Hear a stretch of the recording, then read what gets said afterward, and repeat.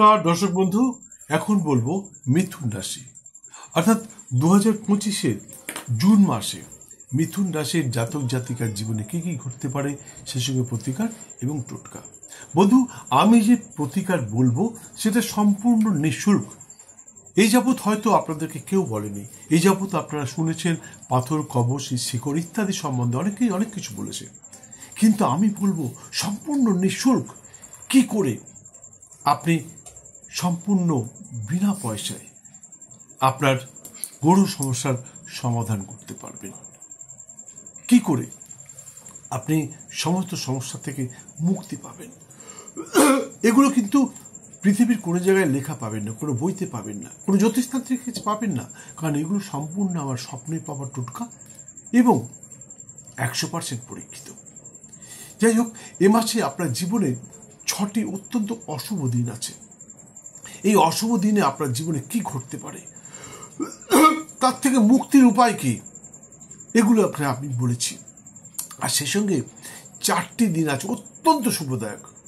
এই 4টি দিনে আপনার জীবনে কি ঘটতে পারে, কি প্রাপ্তি যোগ আছে, কি কি কাজ করলে আপনি সম্পূর্ণরূপে সফল হবেন, কি কি কাজ করা উচিত এবং কি করলে আপনি ধনধান্যে ভরে উঠবেন। আসুন জেনে নেওয়া যাক। এ মাসের অর্থাৎ জুন মাসের শুরুতেই মিথুন রাশির কিছু জাতক এবং জাতিকাগণ নিজের পরিবারের সদস্যের জন্য আর্থিক খরচের সম্মুখীন হতে পারেন। বিশেষ করে যারা শৌখিন ব্যক্তি, যারা বাড়ি ঘর সাজাবার জন্য খরচ করে ফেলতে পারেন, নানাভাবে খরচ করে ফেলতে পারেন। তাছাড়া মায়ের ইচ্ছা পূরণেও নানাভাবে ব্যয় হতে পারে। অবশ্য পরে আপনার উপস্থিত বুদ্ধির দরুন আর্থিক উন্নতির সম্ভাবনা প্রবল। তাছাড়া মায়ের আশীর্বাদে এবং মায়ের সুপরামর্শেও আপনার আর্থিক উন্নতি ঘটতে পারে।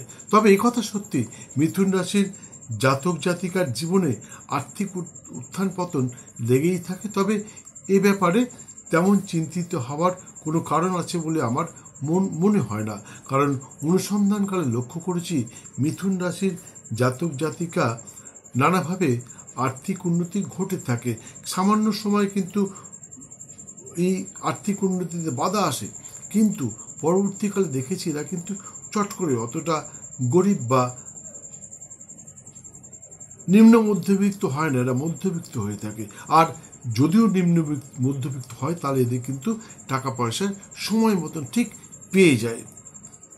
ভ্রাতাভগ্নী বেশিরভাগ ক্ষেত্রেই দাম্ভিক হয়ে, তাদের মিথুন রাশির ভ্রাতাভগ্নী ভাই বোনরা বেশিরভাগ ক্ষেত্রে দাম্ভিক এবং প্রতিষ্ঠিত হয়ে থাকে।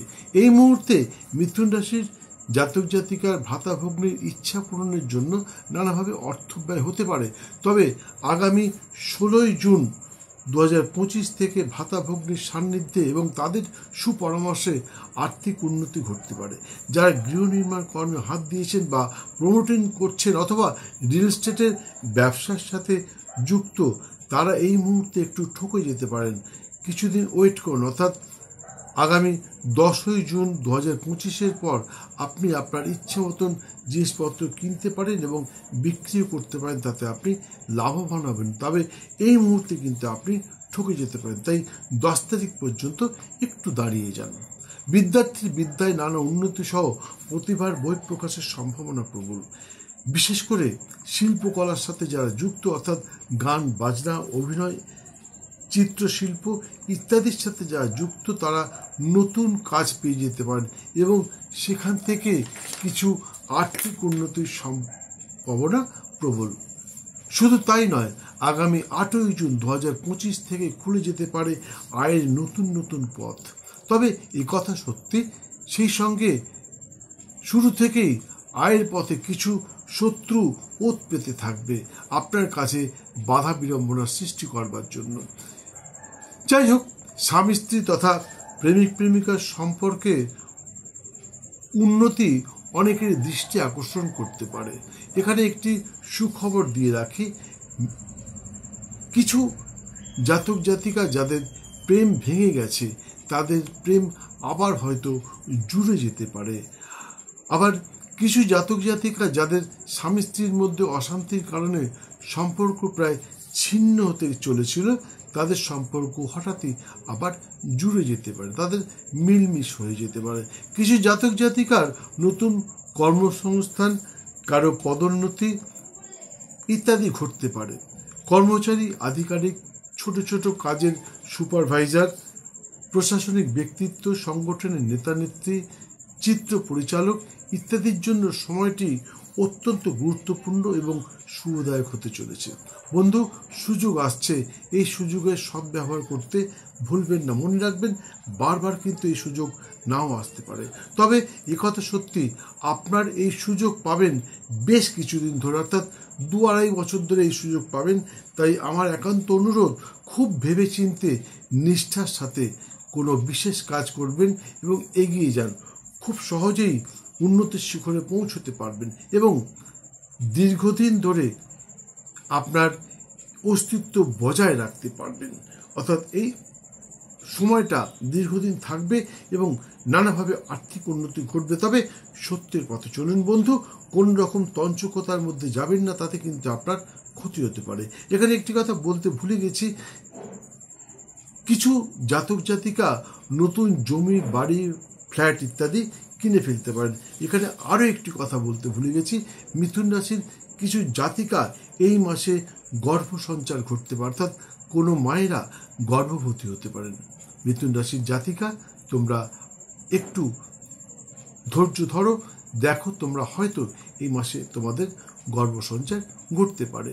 আরও বিস্তারিত জানবার ইচ্ছুক ব্যক্তি সাক্ষাতে জেনে যেতে পারেন।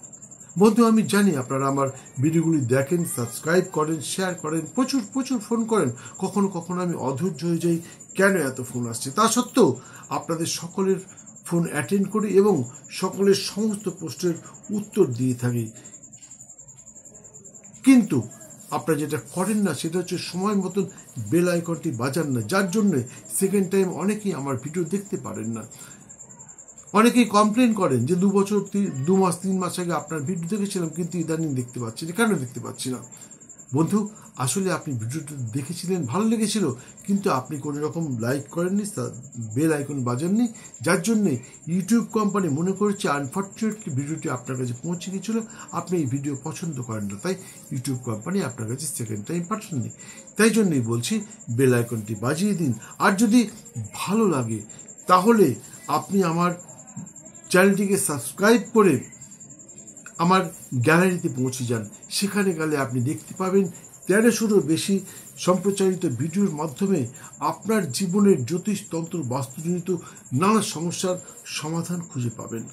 তবে মনে রাখবেন, ভাগ্য প্লাস চেষ্টা ইজ ইকুয়াল টু ফল।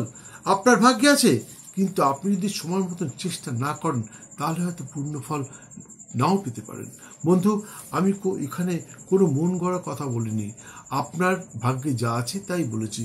তাই একটু চেষ্টা করুন, আমি বলছি 100% ফল পাবেন। যা বললাম সেগুলো আপনার জীবনে ঘটে যাবে, তবে চেষ্টা করতে হবে। মিথুন রাশির জাতক অর্থাৎ ভাইয়েরা, আগামী 16, 17 এবং 18 জুন 2025 সতর্ক থাকবেন। ওই দিনগুলিতে আপনি হয়তো কোনো নারীর দ্বারা সম্মানহানির সম্ভাবনা এবং সেই সঙ্গে প্রতিষ্ঠা বিপন্ন হতে হবে। তাই কোনো নারীর সাথে ইয়ার্কি ঠাট্টা করবেন না। আমার একান্ত অনুরোধ, ওই দিনগুলিতে কোনো ধরনের ইয়ার্কি ঠাট্টা, আইন বহির্ভূত কাজ ইত্যাদি করবেন না, বিশেষ করে কোনো নারীর সাথে, তাহলে কিন্তু আপনি আইনি সমস্যায় জড়িয়ে পড়তে পারেন। মিথুন রাশির জাতিকা অর্থাৎ বোনেদেরকে বলছি, আগামী 11, 12 এবং 13 জুন 2025 সকাল থেকে সতর্ক থাকবেন, কারণ ওই দিনগুলিতে ঘরে বা বাইরে কোনো ব্যক্তির সাথে হঠাৎই অশান্তিতে জড়িয়ে পড়তে পারেন। তাই আমার একান্ত ওই দিনগুলিতে যতটা সম্ভব কম কথা বলবার চেষ্টা করুন। অবশ্য আগামী 7, 8, 27 এবং 28 জুন সকলের জন্য অত্যন্ত শুভদায়ক। ওই দিনগুলির শুভক্ষণে আপনার আটকে থাকা যে কোনো কাজ সম্পন্ন করতে পারেন। আশা করি অবশ্যই সফল হবেন। যেমন পূজা পাঠ, শান্তি সস্তায়ন, বৃক্ষাদি রোপণ, শিশুর মুখান্নপ্রাশন, শিশুর নামকরণ, গর্ভবতীকে পঞ্চামৃত এবং সাতভক্ষণ করানো ইত্যাদি অনুষ্ঠান করুন। আশা করি অবশ্যই সফল হবেন। যাই হোক, মিথুন রাশির জাতক জাতিকাগণ, ঘুম থেকে উঠে পবিত্র দেহ মন ও বস্ত্রে গরুকে গুড় এবং রুটি সহ জল খেতে দিন। সেই সঙ্গে কাককে দিন পবিত্র খাবার এবং জল। দেখবেন ক্রমশ আপনার ভাগ্যোদয় ঘটছে এবং ধন ঐশ্বর্যে ভরে উঠছে। বন্ধু, এই সমস্ত টোটকা আপনি পৃথিবীর কোনো বইতে পাবেন না, কোনো জ্যোতিষতান্ত্রিকের কাছে পাবেন না, কারণ এগুলি সম্পূর্ণ আমার স্বপ্নে পাওয়া টোটকা এবং 100% পরীক্ষিত। যাই হোক, মিথুন রাশির সমস্ত সম্প্রদায়ের জাতক এবং জাতিকাগণের জন্য শুভ রং অফ হোয়াইট এবং হলুদ। অনেকেই কালার খোঁজে, নাম্বার খোঁজে। লাকি নাম্বার কি, লাকি কালার কি? মিথুন রাশির জন্য লাকি কালার অফ হোয়াইট এবং হলুদ। লাকি নাম্বার 4 এবং 7। লাকি বার অর্থাৎ শুভ দিন সোমবার এবং বৃহস্পতিবার। এছাড়া সর্বক্ষণ একটি সবুজ রঙের রুমাল সঙ্গে রাখতে পারেন। আশা করি অবশ্যই সফল হবেন। হিন্দু সনাতনীরা প্রতি বুধবার নিরামিষ আহার সহ ব্রহ্মচর্য পালন করে শ্রীশ্রীমা ত্রিপুরেশ্বরীর পূজায় মাকে তুষ্ট করতে পারলে আশা করি আপনাদের জীবনের সমস্ত বাধা বিড়ম্বনা দূর হবে, সেই সঙ্গে সর্বক্ষেত্রে সফল হবেন, এতে কোনো সন্দেহ নেই। পুজো পদ্ধতি এখানে বলতে পারলাম না, কারণ পুজো পদ্ধতি বলতে গেলে বিষয়টা অনেক বড় হয়ে যাবে। বিশেষ প্রয়োজনে সাক্ষাতে জেনে যেতে পারেন। ভিডিওটি সম্পূর্ণ দেখার জন্য অসংখ্য ধন্যবাদ। জুন মাসে আপনার জীবন সুখ শান্তি এবং সমৃদ্ধিতে ভরে উঠুক। ভালো লাগলে একটি লাইক দিয়ে বেল আইকনটি বাজিয়ে দিয়ে সঙ্গে থাকুন। জয় মা।